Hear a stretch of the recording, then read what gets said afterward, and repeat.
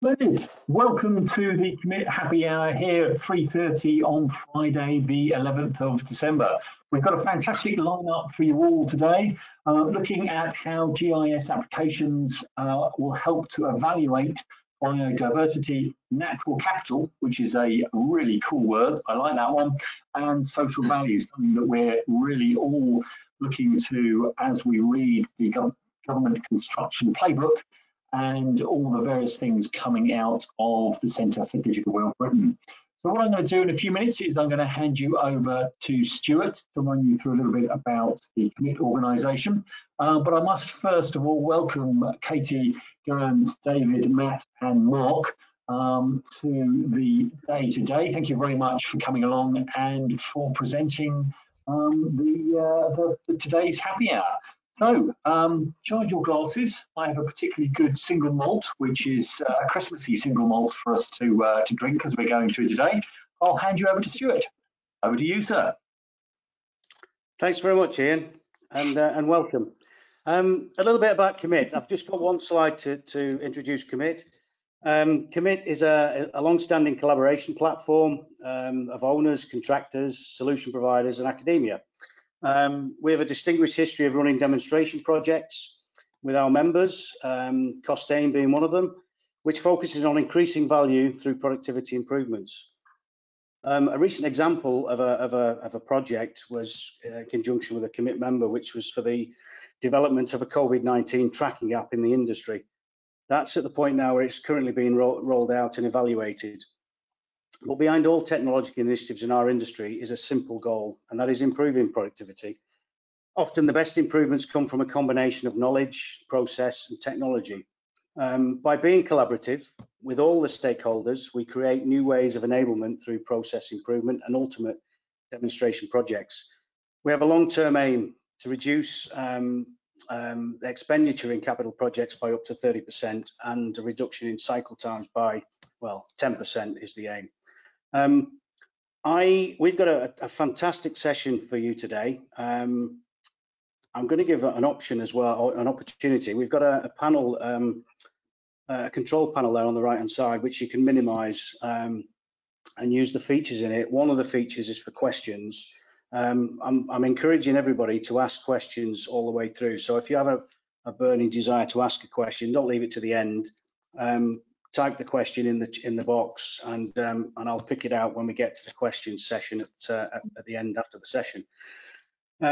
So today's session, okay. So we're going to hear in a moment about GIS applications for the evaluation of biodiversity, natural capital, and social value. Infrastructure projects inevitably cause impacts to our environment. The pressure is therefore on contractors to adhere to new policies using their own initiatives and tools. And Katie will take us through that in a moment. I got asked the question earlier, can you tell me what GIS means? Well, very simply, Geographic Information System. It's a framework for gathering, managing and analysing data. It's rooted in the science of geography. GIS integrates many types of data and analyzes spatial location and organizes layers of information into visualizations using maps and 3D scenes.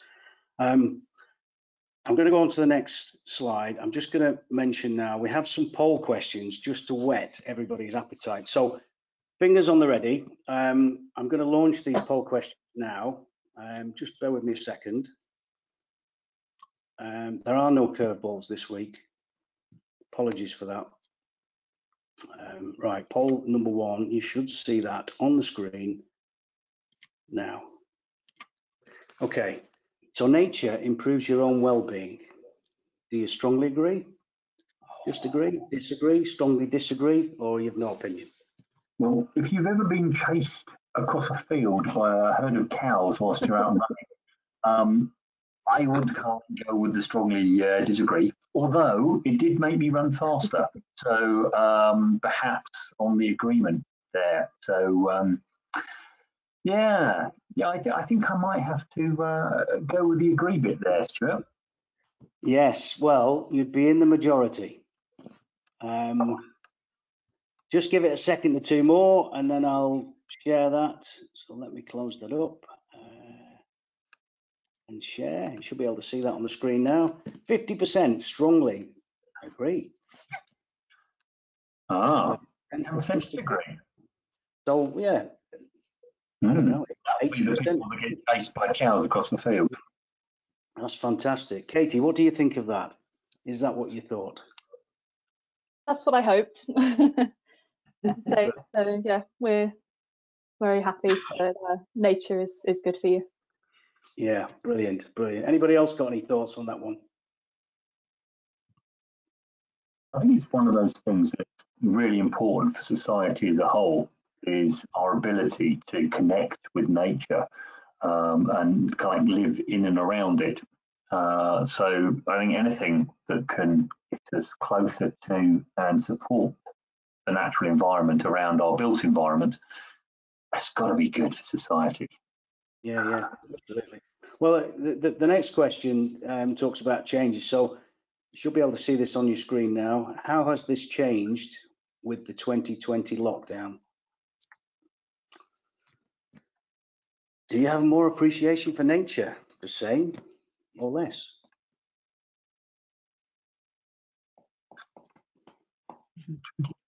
Yeah.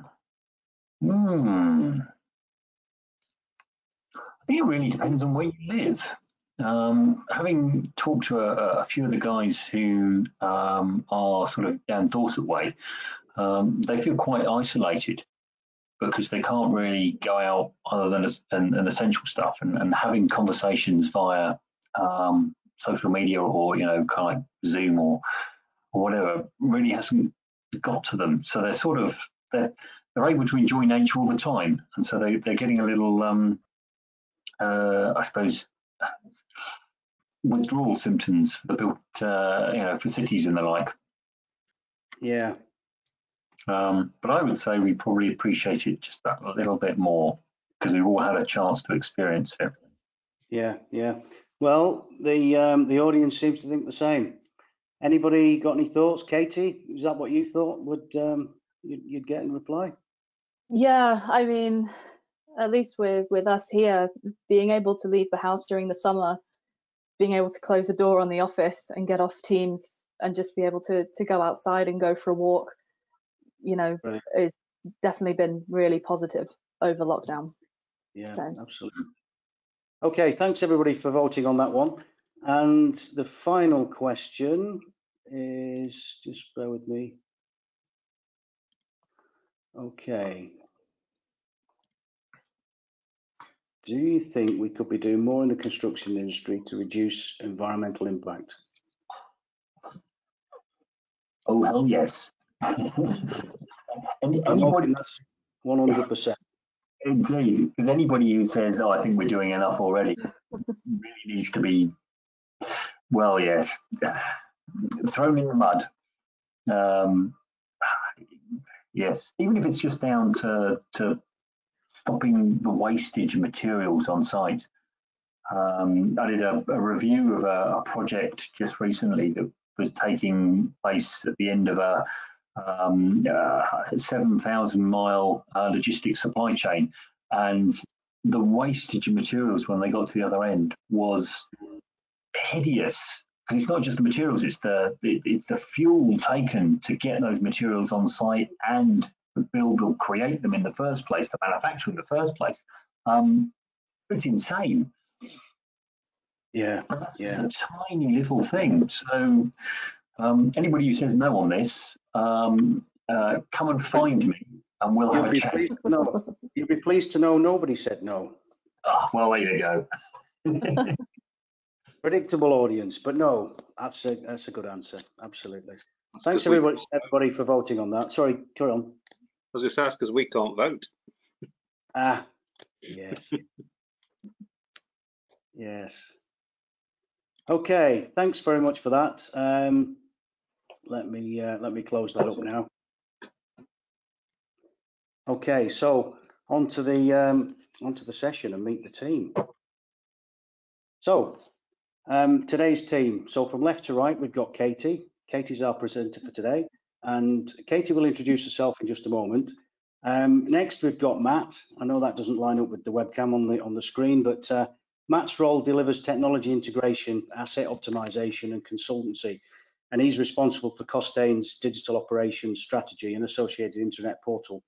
Then we've got David. David is a climate change and carbon management consultant with Costain. He has a background in climate science with the Met Office and has a PhD in carbon management from the University of Edinburgh Business School. Then we've got Geraint Rowland. Geraint has 20 years experience in the environmental field and has worked for Costain for 12 years, now leading on the environmental management.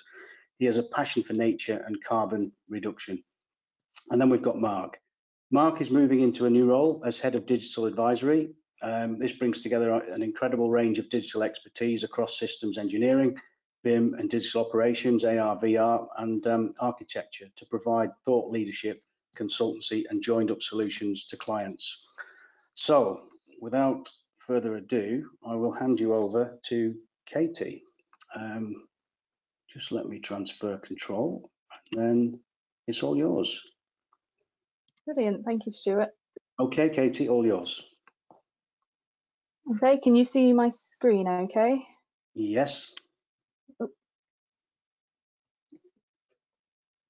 We've got your presenter notes, Katie. That's it. There we go. Happens every time. So hi everyone, thank you so much for joining today, and thank you Stuart and Ian for giving me the opportunity to present. I'm very excited to be here, especially as your last webinar of the year. I'm sorry I don't have a Christmas hat or antlers to wear, but as mentioned, I'm going to be talking to you about integrating GIS into design to help mitigate our environmental impacts. So a little bit about me. I'm part of Costain's core GIS team as a GIS analyst and biodiversity expert. Until we were all sent home, I was based up in the Manchester office. I currently manage some of the GIS operations for some of our projects, contribute to some of our work winning and tenders on the environmental side, and I'm also supporting other members of the team. But I have about 10 years experience in GIS, so mostly in conservation and research along with industry. I have a background in wildlife management and landscape ecology, and I came to Costain as a collaborative researcher with the University of Reading for my NGD. So it's like a PhD, but is a kind of a real world application of research. So we were looking at how we can use GIS to be more sustainable. And Matt, one of our panelists, was my industrial supervisor through that very interesting period. But the research itself is based around UK environmental policy, infrastructure design, model simulations, and validation in GIS. So from this research, we have some biodiversity tools that we're starting to implement on some of our projects. But the success of this research has allowed me to work with other departments within the business. So one of these is working with the automated design team to create the natural capital tools. So you'll see both of these today.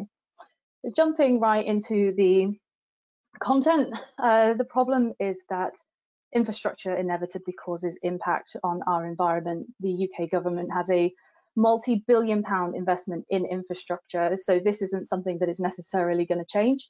And so it is on us, the contractors, to implement new initiatives and tools to adhere to new policies. So we've got new net gains policies coming out that will be released with the upcoming environmental bill, but other impacts of not considering our environment include project delays if we come across a pond that contains some great crested newts, and thus increasing costs, and also damage to our social and sustainable reputation. So when I talk about measuring biodiversity, obviously nature is incredibly complex, and it's very difficult to put a specific value on the environment due to the range of species, communities, and ecosystem dynamics that you have. However, DEFRA have developed metrics that we can use to quantify the value of particular habitats into our biodiversity units. So that's our biodiversity currency. And so the first metric that goes into this is habitat distinctiveness. So this is predetermined based on habitat classification. And distinctiveness includes parameters like species richness, diversity, rarity, and the degree to which that habitat supports species rarely found in other habitats. And then the next metric that goes along with this is habitat condition, which is assigned to habitats based on the field survey. So these are the metrics that were used previously for DEFRA's 2012 metric. These have changed slightly, which I'll talk about a bit later on.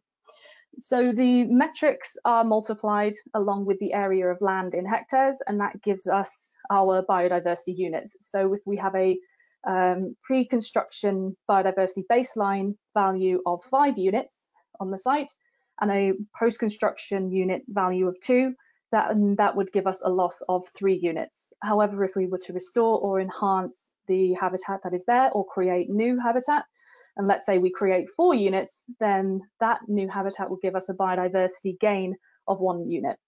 And Costain's responsible business commitments state that we should be trying to target no net loss. However, the new environmental bill states we should be trying to achieve a net gain of 10%.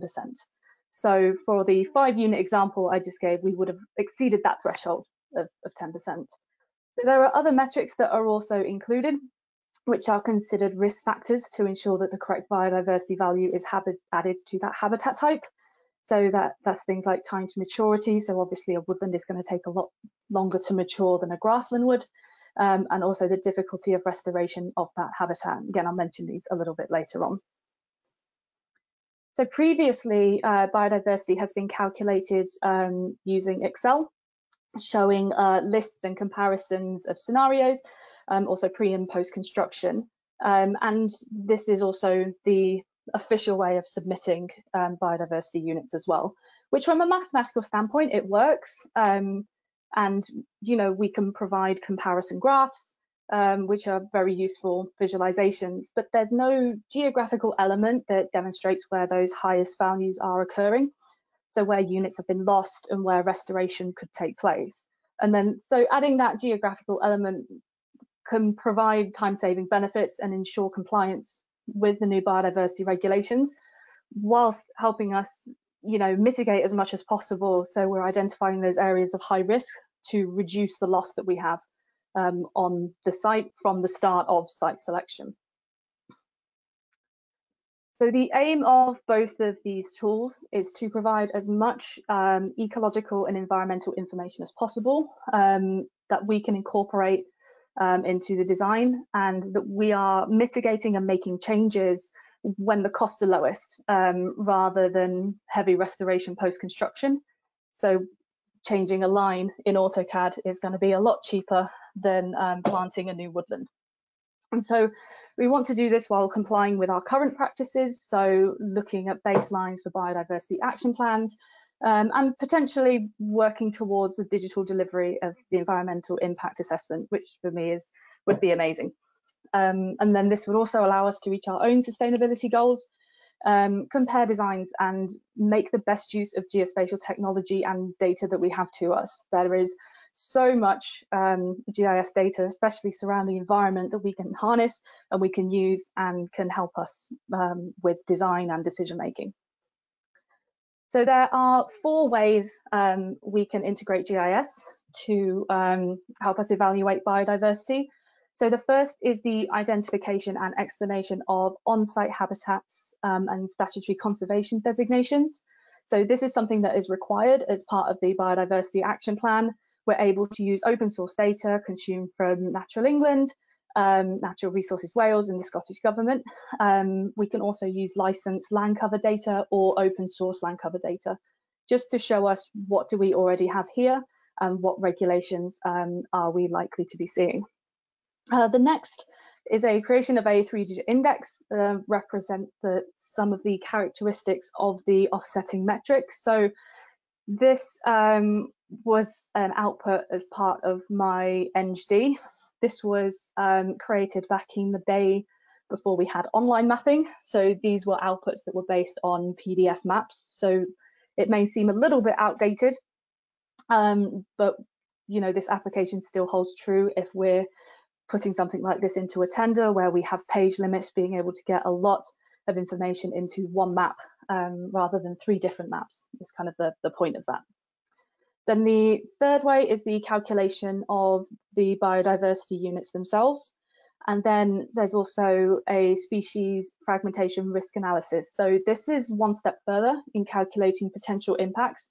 And from a research point of view, the reason this was added is because fragmentation is considered one of the biggest effects of infrastructure on the environment. We talk so much about the loss of habitat, but we don't actually talk about how the habitats themselves and their connectivity and fragmentation are actually affected by infrastructure. And so this was added to see just how the configuration of the landscape changes based on virtual manipulation. So I had, for my research, I had 2 study sites, but we'll just look at one.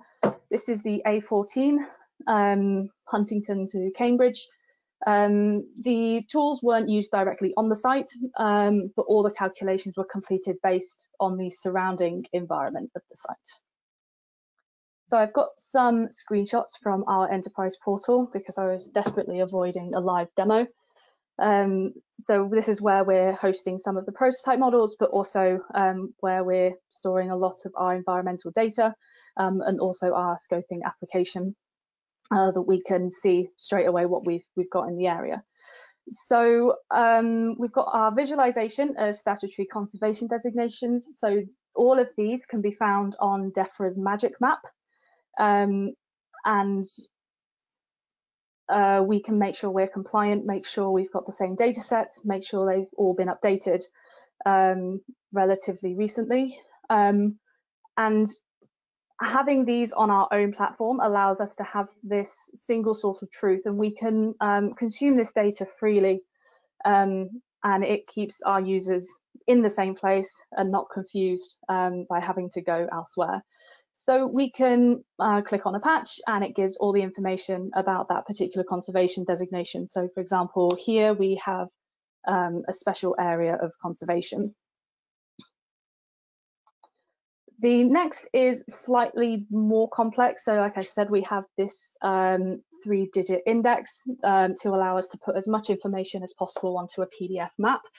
So we're using 3 separate values independently in one index to provide that information. And like I said, this is useful for tender page limits and really condensing information. So the digits are made up of metrics by DEFRA that we can use to calculate our biodiversity units. So we can see what attribute is of that habitat gives it a high or low value. And then the first digit of this is the distinctiveness. So this is one of the metrics that go straight into the calculation of units. The second we have is difficulty of restoration. So this is one of our risk factors. And so this is very interesting to look at restoration post-construction. And then the third is actually location based, which is the distance to the disturbance. So we can see how likely it is to be disturbed by the design. And it's important to understand that this model was developed to be adaptable. You don't have to use distinctiveness, difficulty of restoration, and likelihood of disturbance. These parameters have been kind of set up to be adaptable so that when new metrics do come into play, like DEFRA's 2.0 metrics that were released a year ago, we can add the particular metrics from that. So we want to be up to date with the metrics we're using, and this allows us to do so. And in addition to this, I mentioned our condition value. Once we have these values for the site as part of the baseline, this is something that can be added, so we can potentially be highlighting those areas that can be enhanced post-construction and can then give us more biodiversity value.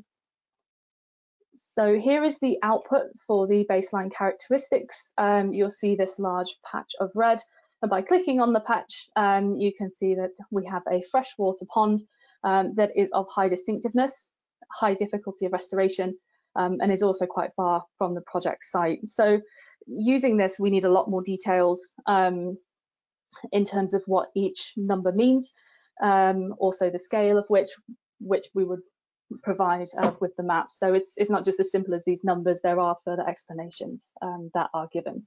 But you're getting this wealth of information just from one map. And like I said, we can adapt the metric values, we can add weighting and also adjust the visualization.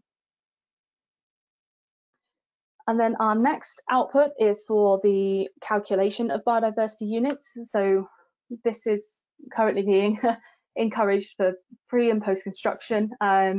So like I said, uses the metrics, discuss and the area of the patch to calculate that value. And we can potentially keep these up to date with the project to see how our units are changing with new iterations of the landscape design or earthwork models.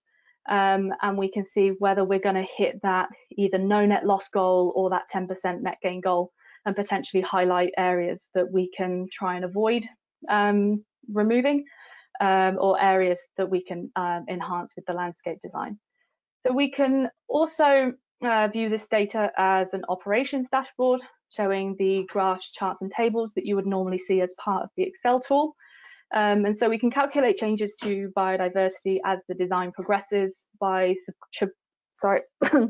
subtracting the removed biodiversity units from the baseline, and then add predicted biodiversity units from the landscape design. So the aim is to be able to complete these calculations where we're responsible, to avoid subcontracting out the entire process. So this is a new capability that we are growing within Costain, which is very exciting to now be able to have this capability. And then the final service, as I mentioned, isn't required as part of the environmental impact assessment process. However, connectivity and fragmentation are being talked about more and more, and DEFRA's new metric for biodiversity actually involves a connectivity aspect that requires spatial data to complete. So we want to be able to compare the baseline with predicted biodiversity impacts and compare multiple designs to find that least impact. And we can do this broadly across the landscape, or look at particular target species and their preferred habitats. So this was done using a particular spatial planning methodology within literature that changes the configuration of the landscape using GIS. And based on the design, we can see how this changes. So for example, we're looking at two indicators of fragmentation, mean patch size, which tells us how the size of the habitat is changing across the landscape, and the patch density, which tells us how isolated these patches are becoming. And this information lets us know how landscapes can be restored, whether that is to increase the amount of habitat for a particular target species or improve the connectivity between habitats. And the little illustration on the slide below is actually from my A465 case study, in which we were looking at the preferred habitat of the lesser horseshoe bat.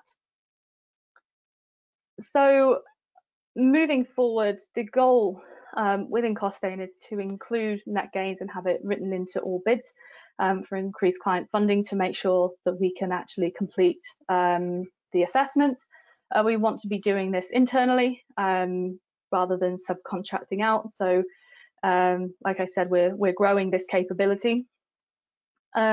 We want to be using all information and data that we can to avoid future costs. I mean, even if it is identifying those great crested newt ponds as early as possible, we can, be as informed as possible. And then also ensuring that we have efficient ecological data exchange. So we know what data we need from the start, what format we need it in, who we need it from, and who is responsible for that data. And we can recommend this as part of any of our GIS services. This is compatible with our current capabilities. So that is the biodiversity tool. I'm going to move on to natural capital, which is a little bit more complicated, but it's still very interesting and apparently a very cool word that is gonna stick with me. So natural capital refers to the stock of our environmental assets that produce direct and indirect value to society. So the value of natural capital is based on the physical quantity of the assets and the condition that those assets are in, and the current and expected flow of services. So we all get services from nature beyond biodiversity. So if we have a woodland, we may be getting timber from that woodland. It may be an apple orchard in which we're getting food, or it may be giving us some flood mitigation. So those are the ecosystem services that we get from the environment, but then we can put kind of a monetary value on that, and that is natural capital. So using that woodland as an example, as I said, there's timber production. So that kind of value is derived using market timber values, the rate of felling. My favorite example at the moment of this is actually Christmas trees. So if you are going out and getting your real Christmas tree, that is an ecosystem service that the tree is giving to you. And then you are providing natural capital back to the tree farmer. And so we're all kind of going in this nice cycle of benefits. So in addition to those, we also have wood fuel, which is derived from the amount of biofuels currently being used. We also, like I said, have agroforestry, so the use of woodland for food, like our apple orchards, or even for hosting livestock and game for hunting. And then we also have flood prevention. And so that's based around the cost for storing floodwater in reservoirs where there is no woodland. So following the launch of the government's 25-year environmental plan, it's clear that natural capital is becoming an important component in the government's long-term strategy to protect and improve the environment and in the regulation and development sector. And so a natural capital approach will allow the infrastructure industry to proactively explore the full implications of works and helping them deliver environmental net gain. So similarly to biodiversity, natural capital has been calculated in Excel, showing lists and graphs of each stock of natural capital and the comparison of scenarios. But again, we don't have that geographical element that demonstrates where those highest values are occurring and how this could affect the site and decisions moving forward. And visualizing this information as part of a mapping application allows all parties to view where areas of high natural capital exist without losing visuals such as graphs and lists, as I've said, with our operations dashboards. So this also provides us with that single source of truth. We don't have Excel files flying here, there, and everywhere with bespoke data security and assigned access for editing permissions, so you don't have anyone being able to edit your Excel file. So there are 3 ways in which we are using GIS to help us evaluate natural capital. So they are scoping, the calculation of the values, and community engagement. So the first is a general scoping of the area, so identifying which ecosystem services are linked with which habitat types. So this is something we can do very quickly and is very useful at a broad scale for feasibility studies and when a site is first selected to give us an idea of what high value areas may be present. Again, using a web map, we can click on any area and see what ecosystem services may be present.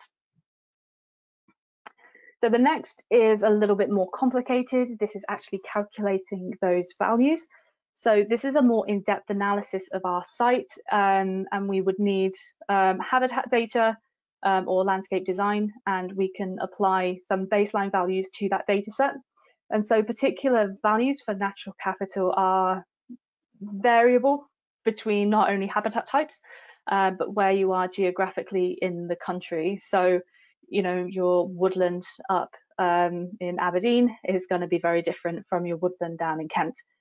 And we don't have a database for the entire country, but we can use data from literature, the Natural Capital Protocol, and surveys that have previously taken place to be able to broadly get those values. We can also perform surveys on the site and proper assessments as well.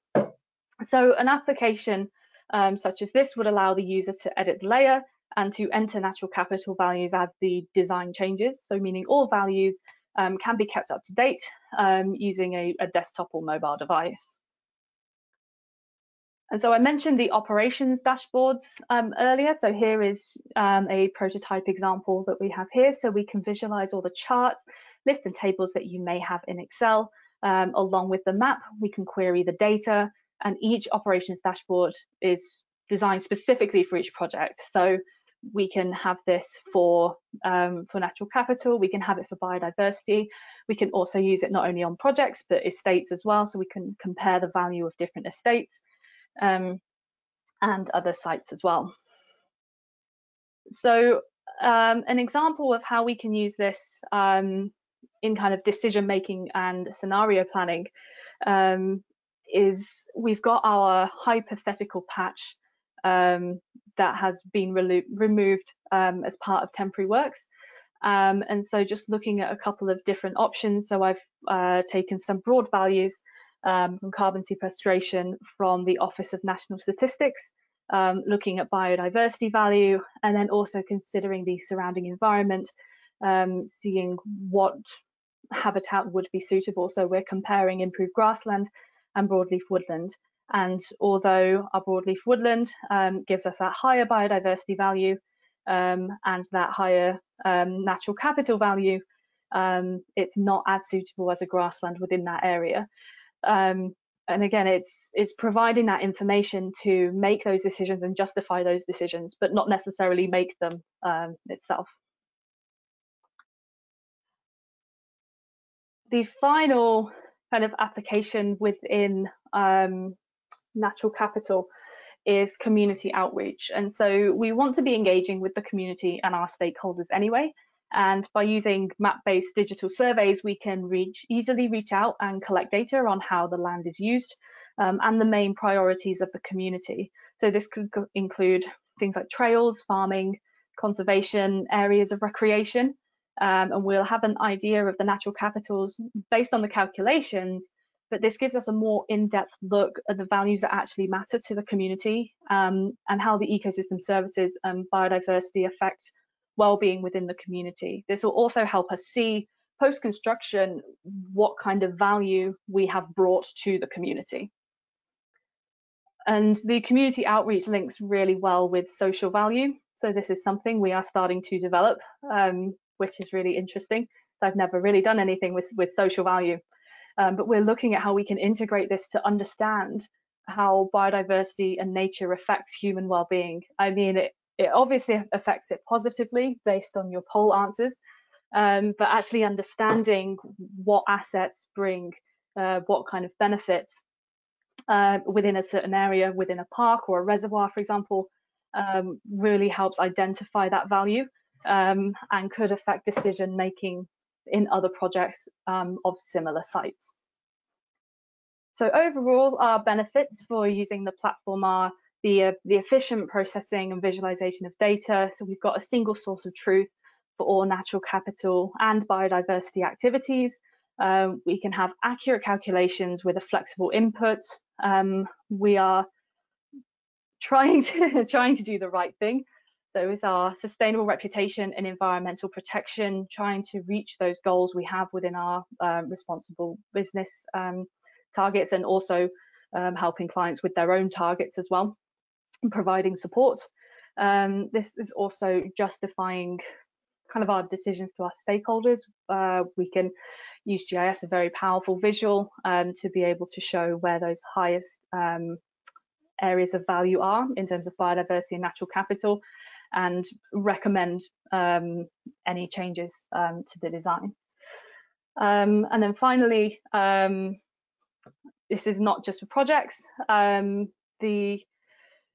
Something interesting that has kind of come about is looking at estates. So there are becoming new targets within biodiversity and just enhancement in general in terms of environment across estates. And so people wanting to improve the natural capital value and want to know what kind of ecosystem services and values they have around their estates. And then also social value in terms of changing habitat types, like do we create a forest in the middle of nowhere that may not benefit anyone, or do we create a park, or do we actually just create an area for charging electric vehicles? And so it's a really kind of interesting place to be at the moment with all these kind of decision-making things that are going on, and being able to kind of incorporate biodiversity into that. So I will link that. Thank you all so much for listening and for having me today. It is very much appreciated, and happy to hand the control back over to you, Stuart. Okay, thank you very much. That was very interesting. I learned so much from that. Yeah, thanks for putting it in what I call layman's terms. It certainly was for me, and referencing some projects I think is great. I do know a little bit about the EA14 and some of the fantastic things they've been doing there, and to see some examples of that, well, that was great. Thank you. Excuse me. So we're going to bring everybody back in now. We have quite a lineup of questions here, and looks to me like, just bear with me, I think there's a few coming in. So one quick question, Stuart, came from Natasha. I think she missed it because her Wi-Fi keeps dropping in and out, about how you are currently reclassifying the 3 metric values for biodiversity. I don't know whether you can expand a little bit on that, Katie. Sure. So we're not really reclassifying them as such. We get these from DEFRA as part of the guidance, and so we can just add these straight onto the particular habitat types. In terms of the 3-digit value, these were reclassified based on scale, just to make the numbers relative to each other. So the higher the number you had, the more valuable, let's say, the metric is. So the higher the value, the more at risk of loss that habitat might be. I hope that answers your question. Thanks, Katie. Hopefully, Natasha, if you could just put back in your in the messages there all the questions that's answered your query. Brilliant. Good. I think you've got some of the questions lined up for the panel. Yeah, I'm gonna turn to Matt first, I think, if I may. Can you hear me, Matt? Yes. You okay, Matt? Can you hear me? Yeah. I think you're muted. Let me. Yeah, you're muted. Okay. So, all right, we're still muted, Matt. If you can. Oh, muted by an organizer. Okay, there we go. There we go. There we are. There we are. Okay. So Matt, one of the questions I've got here is, how do the solutions fit with Costain's current GIS capabilities? I mean, really, what we started small with GIS, so we started with only a single user, probably 6 or 7 years ago, knowing that geospatial was a good thing to do, but we didn't really know how we were going to implement it or what we were going to do with it. And we've increasingly found that not only is it valuable for our own projects, but it's also valuable for our clients in terms of how they want to shape the work that they're going to do and inform things like policy, for example. So in terms of how it fits, we've got various different solutions within geospatial. The obvious one being put everything onto a map and see where it is. This is another example of one of those solutions that's kind of grown out of it's grown out of the geospatial data, having access to that data, knowing that we need to do things differently, knowing, like, one of the questions that we had was about, should construction do more for the environment? Well, absolutely. We see this as being a small part of that. And biodiversity, increasingly, obviously we've seen the government's environmental strategy. Biodiversity is right up there alongside carbon, and we're seeing that from our clients as well. We're seeing that carbon was the headline agenda point, and now biodiversity is equally important. So I think the interesting thing for me is that we've got lots of different solutions that we're all trying to link together, and this is just one of them. And I think there are, a few more things that we could be doing with the research element. So I've spoken to this to Katie about this previously, and it's probably fairly controversial. But what I'd really be keen to understand is biodiversity versus carbon, which is the most important. So if we could do something that improved biodiversity, but had a negative impact on carbon, how would we kind of balance that out, and which is the most important, and can we kind of take that research to the next level?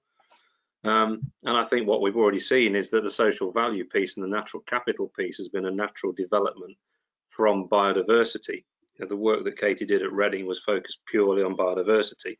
That's expanded to incorporate the natural capital, and off the back of that, the social value that brings. And really what we want to do is wrap all of that up to provide this complete environmental wraparound with the geospatial that we provide. Right, right. So have you got any ideas how you could put that in? How I could put that in what, sorry? How you could make that happen? Is that yes, to do more of the same? I mean, as I said, that example of the A14, I thought that was, you know, great. And that being a huge JV, I'm sure there was a few challenges in trying to implement that. But having said that, seeing what's been produced, I think is great. So with that as a model, is that the sort of way? Is that the way ahead? Is that your path forwards? So we can either apply it to a project and find a friendly client that is thinking along the same wavelengths and apply it to a job, or we can develop it internally as a solution that we want to provide to our clients. But I think really we want to know what's important to the clients. There's no point developing something that a client isn't going to buy or doesn't think is of value. So really we need to have, you know, increased conversations with clients to find out, you know, what exactly is the big topic. How are we going to develop it in a technical term? I'd probably have to defer to Katie's better knowledge on this one, but a lot of it's going to come down to what's the availability of data? What data sets can we get hold of? How accurate is that data? How does it compare maybe from one country to another? How is it impacted by different factors? And I think really it's going to be a kind of a joining together of all those different things that will allow us to do that, and probably linking up like we did for the biodiversity piece with leading academic institution to make sure that the research that we do is sound and can be validated. Yeah. Well, thank you very much for that answer. I'm just going to encourage the attendees, the audience, to fire in more questions. We've got some questions, but please send some more in. I want to fill the whole session if I can. I've got a question. If I can just turn now to David. David, do you see GIS integration outside of biodiversity, potentially with carbon? Yeah, absolutely. And following on from what Matt was just saying there, I think he touched on a very important question, which is that kind of balance between biodiversity and carbon. So I think there's a number of ways you can look at that. Are there co-benefits that can come out of this? A couple of examples I guess you can think of are with carbon sequestration, is there an opportunity when we're looking at planting trees or peatland restoration to then look at what the impact is then also on biodiversity? In some cases it could be that planting more trees could in an area could actually have a negative impact on biodiversity and other way around. And I guess there's other examples that have come from that from say from the renewables. So wind farms in some areas could have a negative impact on bird migration. So it's how do you balance a low carbon energy source against this? So being able to map these and actually show these type of events or these type of outcomes, both from a carbon sequestration and also a biodiversity point, have service. And then thinking a bit more broadly about kind of outside of biodiversity, which I think was the first part of your question. We are seeing, as we deliver advisory services in this area, even outside of a project base. So a lot of local authorities are putting more and more emphasis on social value. So from that point of view, being able to map things like inequality, to be able to map different aspects around that local authority, which could include carbon and sequestration, but also different mapping of the different ecosystems, as well as people's use of that environment and how they use the area that they're in. Have a number of ways that you can get that crossover between them. Sure. Yeah. Well, thank you for the thank you for your reply on that. Can I turn down? I must say hello to Mark. Thanks, Mark, for coming on and joining us. I have a question for Mark, actually, if I can just turn that way now. Mark, how relevant do you see the solutions from a digital and advisory perspective? Is there a relevant area of growth? Can you hear me, Mark? Yes, I can. Sure, yeah. I think this is highly relevant. I think one of the things I pick up on Katie's talk that's a key theme is data, and using that data to make the right decisions early in design and intervene in the right ways. And that's the theme we're seeing, right across not just biodiversity or carbon, but it's across all of decision making and design in the industry. And that's an area where we can really help and kind of combining some of our expertise. Katie and herself kind of exemplifies a kind of multidisciplinary approach, bringing her knowledge from multiple fields together, and that's what we're really trying to do as Costain. Sure. Bringing some of that data expertise as well as our deep engineering and wider expertise to deliver efficiently, and in this case to do the right thing, which is fantastic to be able to do.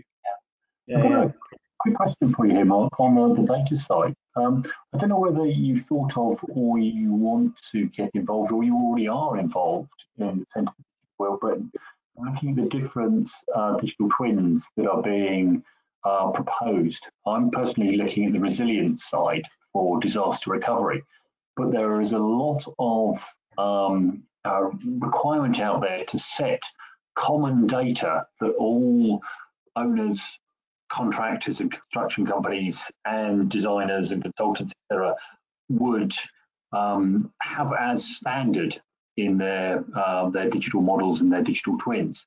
And having something based around that natural capital, you almost got a natural capital twin as such that everybody would have to follow, so we get a much more common layout across the UK, and therefore be able to judge how much of an impact we have against each areas and each types of construction. I don't know whether that's a thought in your world or not quite yet. Yeah, no, I think that's very pertinent, Ian. We're obviously heavily engaged in digital twin across our different sectors and some of the standards bodies. I've been for water. Kevin Reeves is heavily involved, and I think that digital twin of the natural world or something is a really interesting concept that we'll see emerge over the next few years. Yeah, absolutely. It would be really cool if I can get you in contact with some of the people who you can propose these pilot projects to within the Centre for Digital Britain.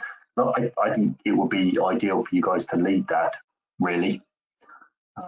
So I'm sort of signing Katie up here for more work. Sorry about that. But I think it would be awesome if you could lead it. Katie's not saying no, look. No, I wouldn't say no to something like that. No. Oh, okay. Thanks, Mark. Before I move on, I've got quite a few more questions here, but I want to just say, invite Mark. Mark Wilson's on the panel. Mark, do you want to come in and join us? I see you sat on the outside there. I think if I can bring you in. I've unmuted you. Mark, do you want to join? Hello. Hi there. Hi. How are you? Good, thanks. Yeah, been listening. Okay, good. I didn't want to leave you outside. It's cold outside, so I wanted to bring you in if that's okay with you. I'm going to turn my next question to Geraint, if I can. How do you see the solutions feeding into improved environmental operations? Hi. Yeah, I think they'll help us a great deal in planning. We're involved in projects much earlier than we certainly used to be. So particularly in the planning phase, having that data on the value of biodiversity and natural capital will hopefully help shape the projects. I mean, going back to the initial even route selection, it would be good if that information was at least playing a larger part, perhaps, in route selection, but going all the way through to selecting areas of land for compounds and things like that. We carry out ecology surveys, but there's not the intelligence behind those kind of decisions. So having this data will help us protect and put greater value on the natural environment.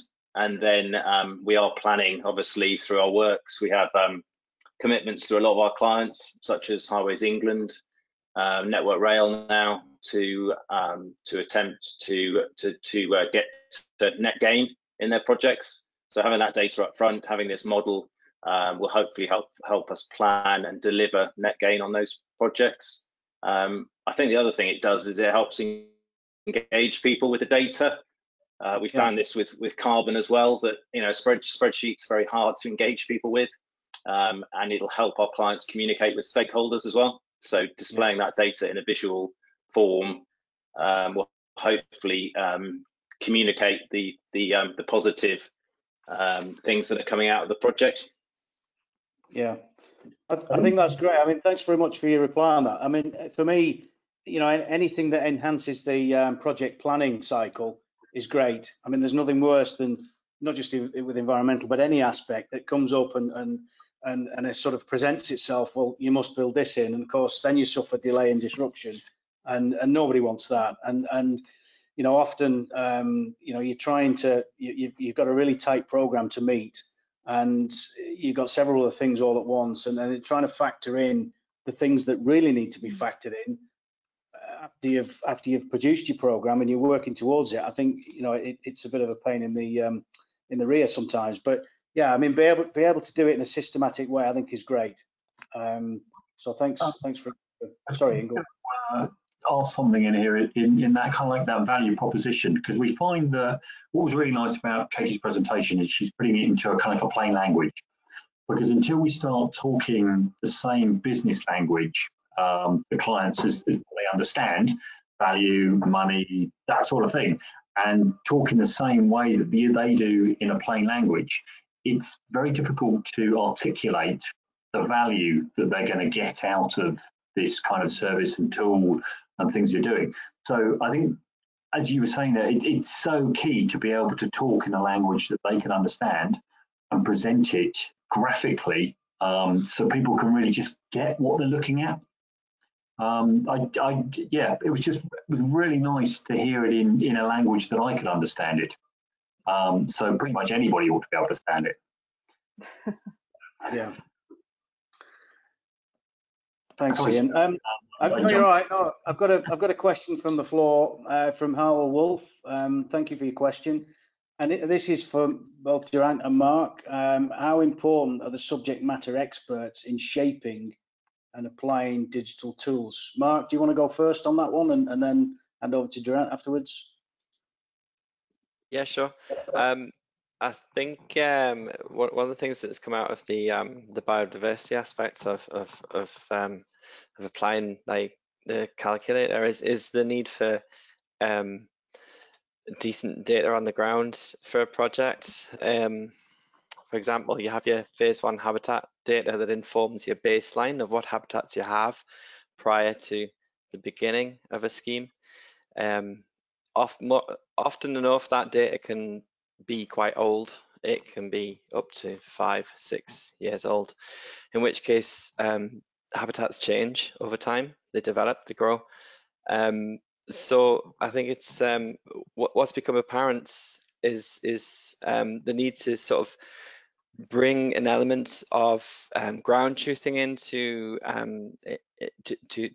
to sort of prove existing data to create a realistic baseline level, but also this the element of habitat condition as well. That's not currently addressed during a standard phase 1 habitat survey to assess your habitats on an ecological level. The actual condition of the habitat's not really a factor that's looked at. So bringing that survey work forward, or bringing the the requirements of that survey work forward to the PCF stage 5, detailed design stage. I think it's important for survey work to be fit for purpose further down the line when it could be used for a biodiversity assessment. Okay, and Geraint, any thoughts to add on that? Yeah, well, I'll just say that's why we've got Mark and Katie employed in Costain. You know, we've got in-house support to give that that level of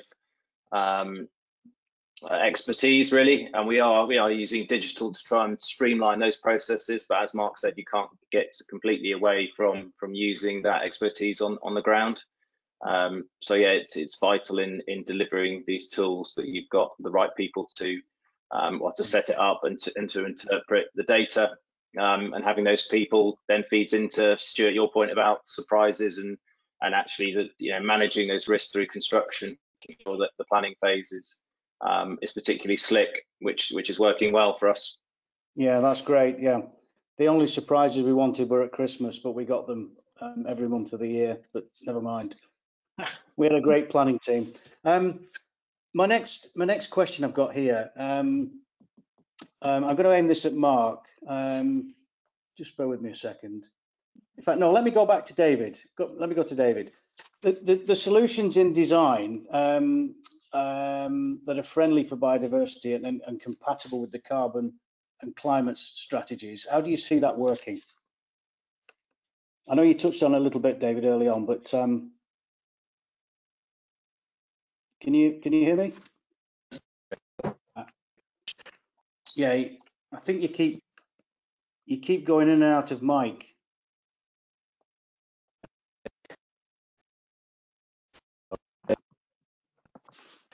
Yeah, Norman Collier springs to mind. Sorry about that.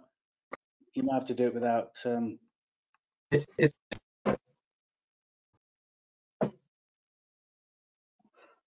Yeah, it's constantly flickering back and forth between.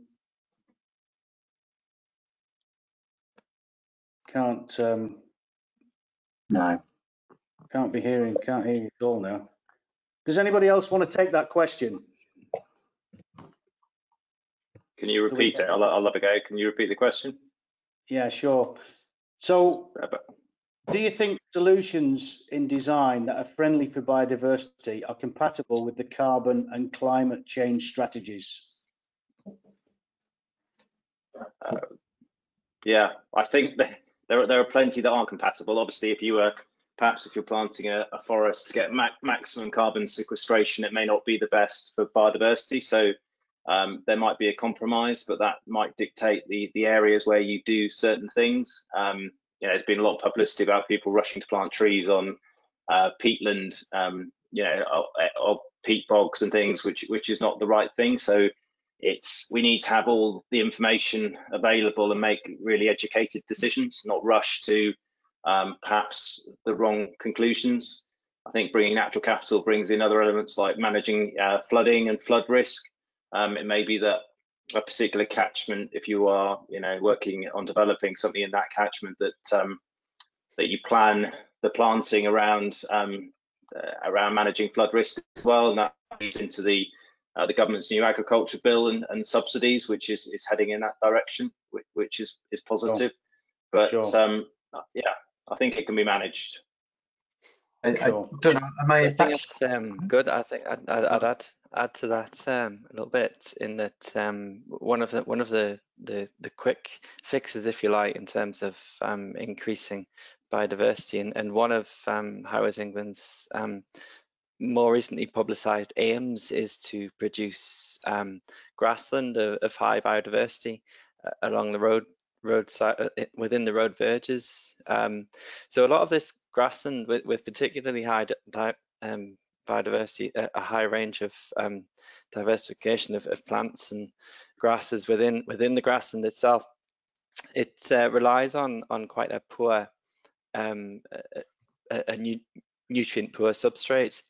And in a lot of cases, you'd be looking to sort of remove topsoil to create this nutrient poor substrate to improve the biodiversity, but that in turn will have an effect on the carbon emissions associated with the scheme, because then you've got sort of soil to be shifted around, which increases carbon usage through transport and taking the soil away from the site. So I think there is a balance to be had, and I think that the combination of the tools for both carbon sequestration and for biodiversity can help to sort of address and give balance to that question.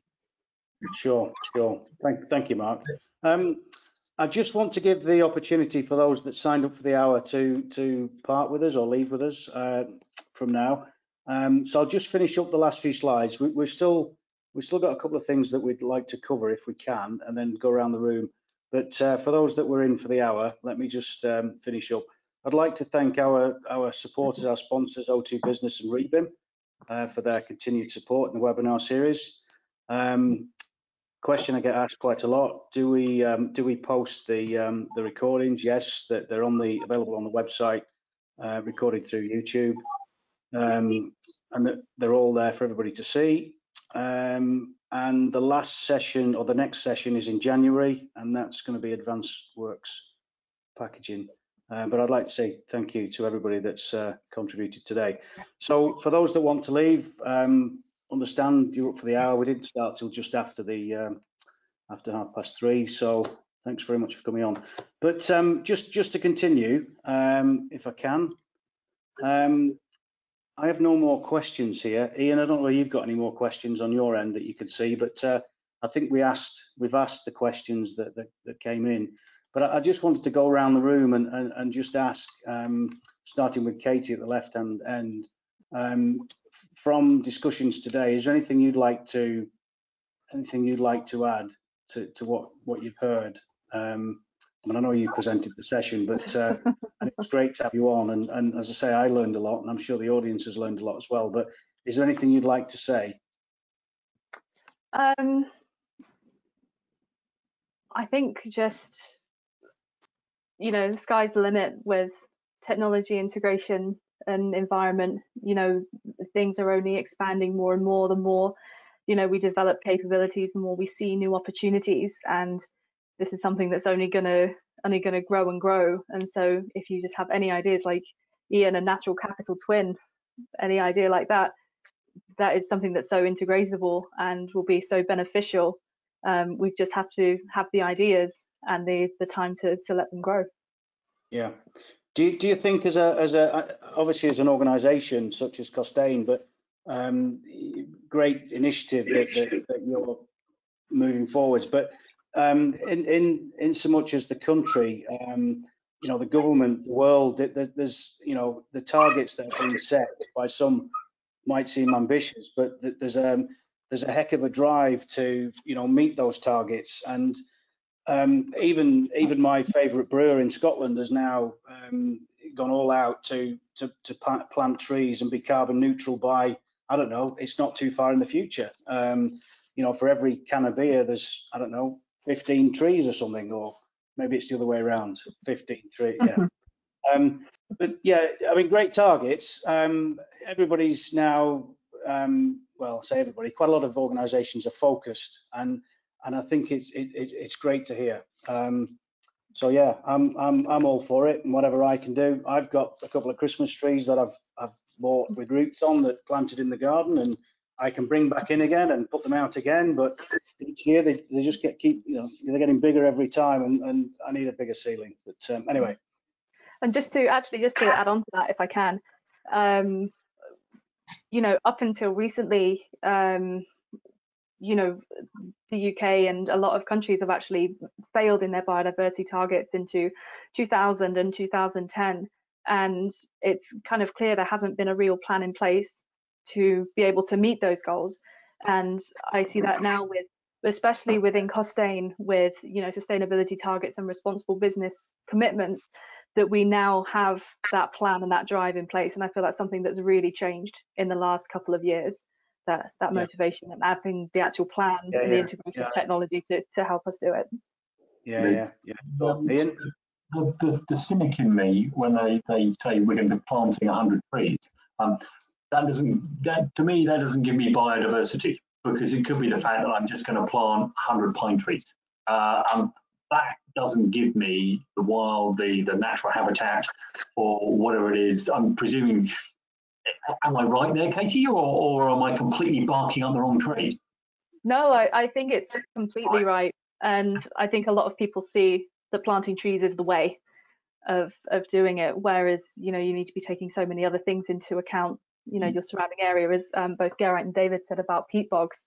You know, you want to be improving that biodiversity in the right way by putting in the correct, you know, restoration measures, and by, you know, visualizing on the map what you already have. You can then start to make those decisions and have those discussions about what is right for this particular site.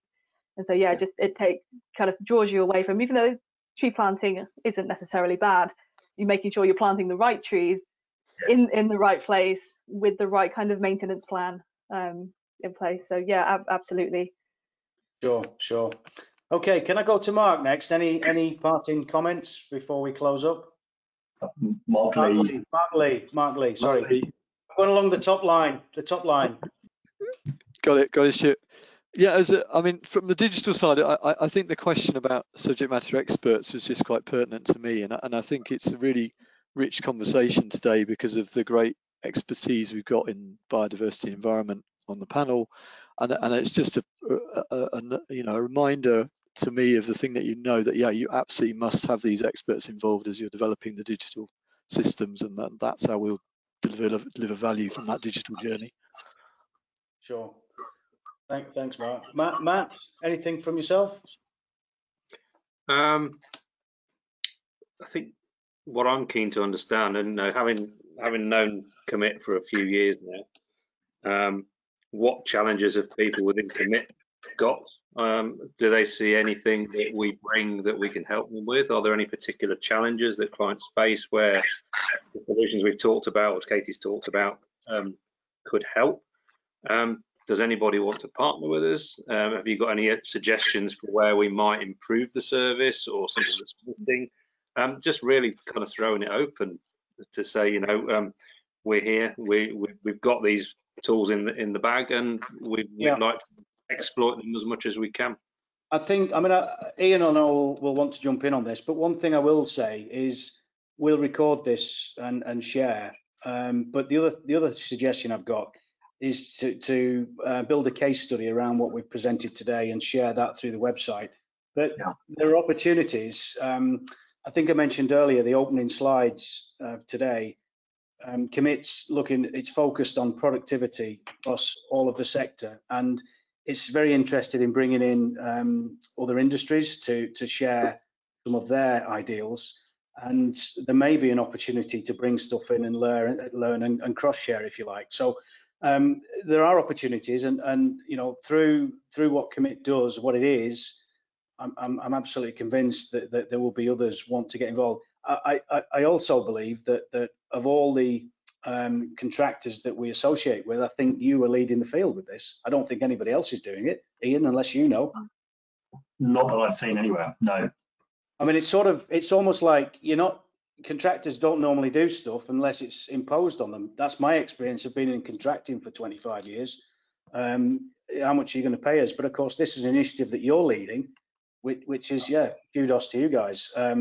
It shows initiative, and I think that's a great thing. So yeah, there's opportunities, Matt, and we should get together and discuss what we could do to make that work. Ian, anything else to add to that? No, all good. Yeah. Okay. Geraint, anything you'd like to say? Just briefly following on from Matt, it would be great to have the opportunity to use this to to help clients manage their estates. It's not a construction only tool in the slightest. Right.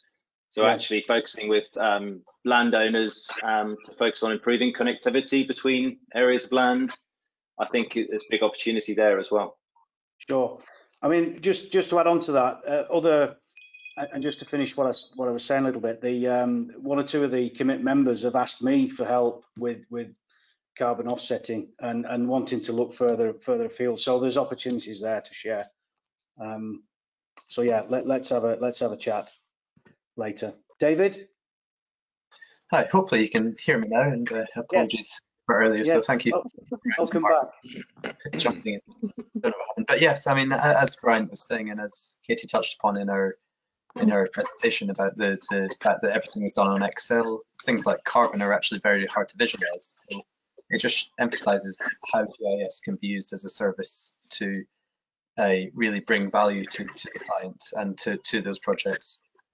And especially with things like carbon sequestration, as you just touched on there, Stuart. I mean, there is a huge benefit or application there that can be used, and as soon as you start balancing things like that on top of the other natural capital, social value, you can get some really powerful outputs that really emphasize the importance of these things to the client. Yeah, sure. Thank you for your answer. Mark, anything else from yourself? Yeah, just second what David said, really, just to have things jumping out in visual format, such as you can have with the GIS system. It really does bring benefit in sort of showing, graphically demonstrating the clients that, you know, what you understand about what benefits you can bring to a site in terms of biodiversity and carbon sequestration, etc. But it can also bring sort of joined up thinking in terms of like this thing that I'm taking away from today is that joined up thinking can be demonstrated in one place, in terms of bringing all these value-added valuable benefits that we should be aiming to produce as a result of schemes, making sure that we are being clever about it and not just trying to hit targets for the sake of hitting targets, say for example biodiversity targets above carbon targets or what have you. You know, having that balance and achieving the overall best outcome. Sure. Well, thank you, Mark. Jerry, you're on the line there at the end. Anything you'd like to add?